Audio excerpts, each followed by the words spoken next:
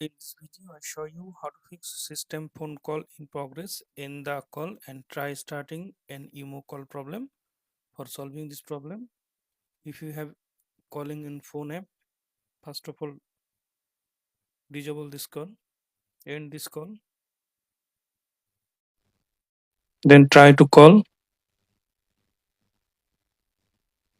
I hope that this method fix your problem. If this method not working, then go to settings, then go to apps, then go to see all apps. Now search for phone, click on phone, click on force stop, click on OK. Now search for IMO, click on IMO, click on force stop, click on OK. Now click on storage and cache, clear cache. Now open IMO. Now call someone.